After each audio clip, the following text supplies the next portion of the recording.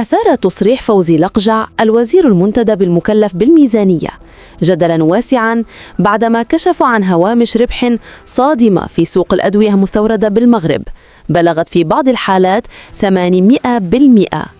وقال لقجع خلال جلسة برلمانية إن هذا الوضع غير مقبول أخلاقياً ولا اقتصادياً، مؤكداً أن الحكومة عازمة على إعادة النظر في منظومة تسعير الأدوية لحماية القدرة الشرائية للمواطنين. يجب تخفيض الرسوم الجمركية بالنسبة للأدوية التي نحن في حاجة إليها في بلدنا، وتخفيض الأثمنة.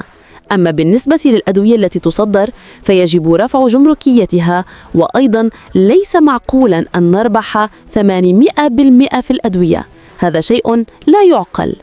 وأوضح المسؤول الحكومي أن الهدف ليس تحصيل المداخيل الجمركية بل حماية الصناعة الوطنية وتشجيع الاستثمار المحلي في قطاع صناعة الأدوية من أجل ضمان وفرة المنتوجات بأسعار معقولة وجودة عالية.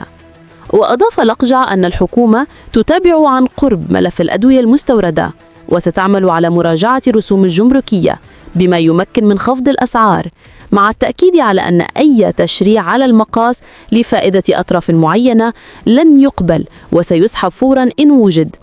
وتأتي هذه التصريحات في وقت تتصاعد فيه الدعوات إلى إصلاح شامل لمنظومة الدواء بالمغرب التي تعرف تفاوتاً كبيراً في الأسعار بين السوق المحلية والأسواق الدولية، مما يثقل كاهل الأسر المغربية ويثير تساؤلات حول عدالة الأسعار في هذا القطاع الحيوي.